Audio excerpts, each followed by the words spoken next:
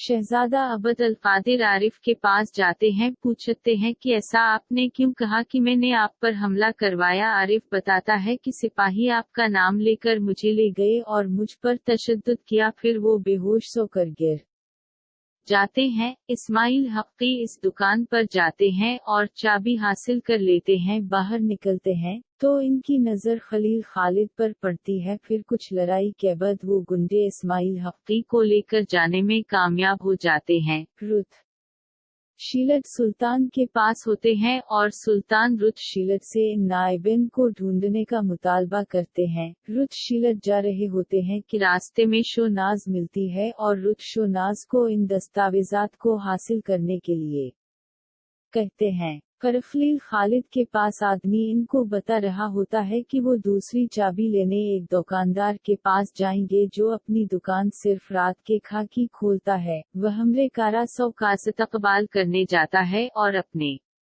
मंसूबे के बारे में बताता है। फिर वो इसे इन नायबिन के पास ले जाता है जहां इनको कैद किया होता है और कहता है हम फलस्तीन को हासिल करने के बिल्कुल करीब हैं और इन नायबिन को सुल्तान भी ढूंढ रहे हैं और रुत शीलत भी। फिर महमूद आल पाशा सुल्तान को कह रहे होते हैं कि बरतानवी जहाज बहुत करीब पहुंच गए।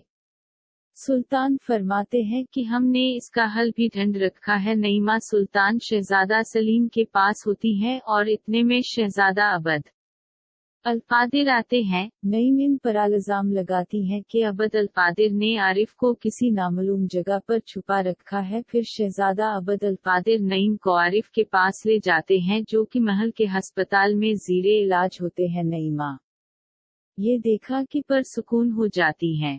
इस्माइल हक्की दूसरी चाबी भी हासिल कर लेते हैं। इतने में खलील जालिद इस्माइल हक्की को बचाने के लिए इस दुकानदार की तरफ जाते हैं, मगर वहां जो रस आ जाता है और खलील खालिद के आदमियों पर हमला कर देता है। पीछे से बहुत सारे गुंडे आ जाते हैं और इन गंडों का सरबराह इस्माइल हक्की को ले जाता है। इधर चौरस और खलील खालिद मिलकर इन गंडों का मुकाबला करते हैं। जंगल में अहमद पाशा वकील का इंतजार कर रहे होते हैं। वहां अचानक से सुल्तान पहुंच जाते हैं और सुल्तान अहमद पाशा से पूछते हैं कि आप ऐसे अकेले कैसे आ सकते हैं, मुझे इत्तला दे। बना इस तरह वकील से मुलाकात करने में नाकाम हो जाते हैं। शौनाज चोरी से अंदर जाकर लाइब्रेरी से दस्तावेजात चुरा लेती हैं और रुत शीलत को दे देती हैं।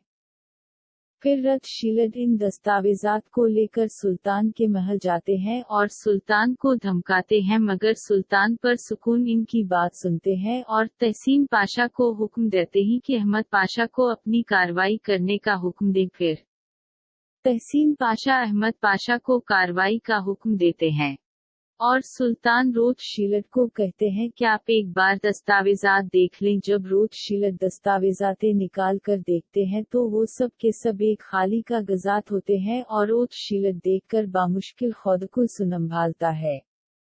इतने में अहमद पाशा जाते हैं और हरम से शोनाज वो गिरफ्तार कर लेते हैं।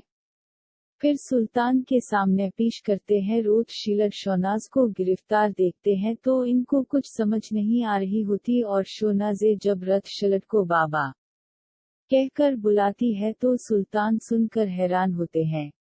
इस तरह क़िस्सा का ख़त्म हो जाता है। मिलते हैं अगली क़िस्सा में, तब तक अल्लाह हाफ़िज़।